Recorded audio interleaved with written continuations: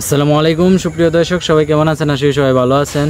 আমরা ভালো আছি, কিন্তু বর্তমানে ফেনী, কুমিল্লা ওই সমস্ত জেলায়, ব্রাহ্মণবাড়িয়া ওই সমস্ত জেলার মানুষগুলি ভালো নেই। কারণ বন্যায় তাদের যে দুর্দশা, তার জন্য কিন্তু ভারত অনেকটাই দায়ী। এই কারণেই বলবো। আর এটাও বলা যায় যে আসলে ভারত কখনোই আমাদের বন্ধু ছিল না, বন্ধু হবেও না। এর কারণ হচ্ছে এই যে ভারত আজকে যে ডুম্বুর যে গেটটা, এটা খুলে দেওয়ার কারণে কী হলো, ফেনী, কুমিল্লা আজকে আমাদের পুরো জেলা আজকে পানির তলে।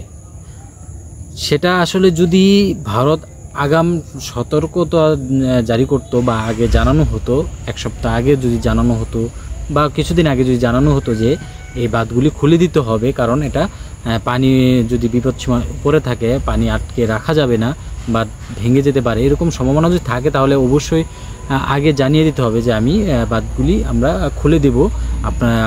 আমরা যদি জানানো হয়, তাহলে কিন্তু বাংলাদেশ কি করতো, আগে সতর্কতার সাথে সবাই আশ্রয়স্থলে আসতে পারতো বা যার যার অবস্থান থেকে কিন্তু সতর্ক থাকতে পারতো এবং ক্ষয়ক্ষতির পরিমাণ কিন্তু কমাতে পারতো। কিন্তু কি হলো, কোনো কিছু না বলে রাতের অন্ধকারে, রাত্রে যখন হঠাৎ করে বাঁধ খুলে দেয়, তখন যে স্রোত আসে, পানির যে স্রোত হঠাৎ করে যখন খুলে দেওয়া হয় বা অল্প অল্প করে খুলে দিলে কিন্তু এরকম যে দুর্দশা, এটা কিন্তু বাংলাদেশে হতো না।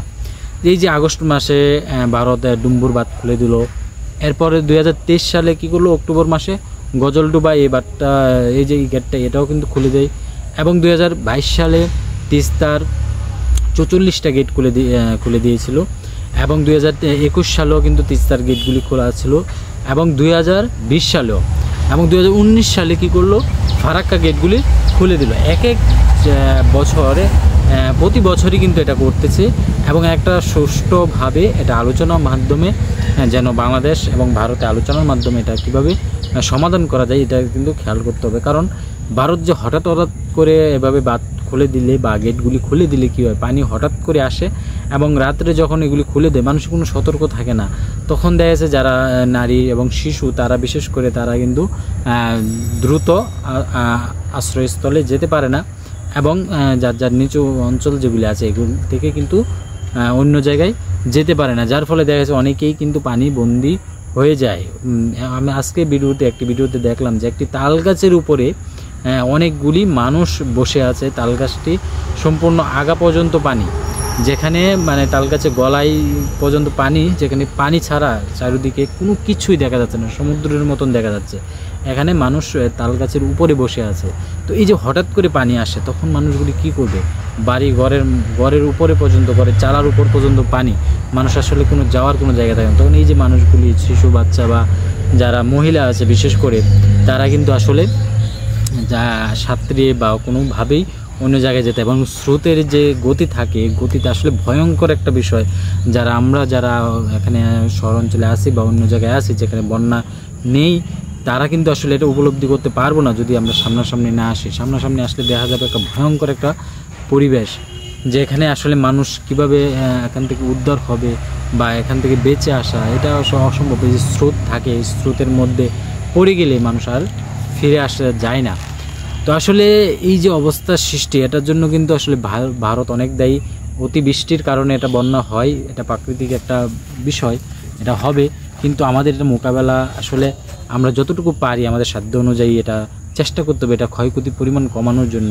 আল্লাহ তাআলা প্রকৃতির বিরুদ্ধে কিন্তু মোকাবেলা করে আমরা দাঁড়াতে পারবো না, কিন্তু আমাদের ক্ষয়ক্ষতি যেন না হয়, কম হয়, তার জন্য আমাদের চেষ্টা করতে হবে। এবং ভারত যে আচরণগুলি করে, এটা আসলে কোনো বন্ধুসুলভ আচরণ না। তাই আমি মনে করি, বা আমরা অনেকেই যারা ভারত বিদ্বেষী, তারা এই কারণেই ভারত বিদ্বেষী হচ্ছে যে ভারত যে আচরণগুলি করে, এটা বন্ধুসুলভ না। এই যে বাঁধগুলি খুলে দিল, এটা যদি আমাদের আগে জানানো হতো, তাহলে কিন্তু তারা সবাই কিন্তু সতর্কতা নিতে পারতো যে আমরা এই সাইড দিয়ে বা এই গেটের আমরা বাঁধগুলি খুলে দেব, ওই অঞ্চলে বাঁধগুলি খুলে দিতে হবে, না খুলে দিলে সমস্যা হবে। এটা অবশ্যই আলোচনার মাধ্যমে আমাদেরকে জানানো উচিত ছিল। এবং বাংলাদেশ এটা যদি বাংলাদেশ জানতো, তাহলে কিন্তু আগে থেকে সতর্ক হতে পারতো। তাহলে আমাদের আর এই দুর্দশার সম্মুখীন হতে হতো না, এবং যে পরিমাণ ক্ষয়ক্ষতি হচ্ছে, এই ক্ষয়ক্ষতি অনেকটাই কমানো যেত। তো যাই হোক, এখন যার যার অবস্থান থেকে আমাদেরকে কি করতে হবে, আমাদের যে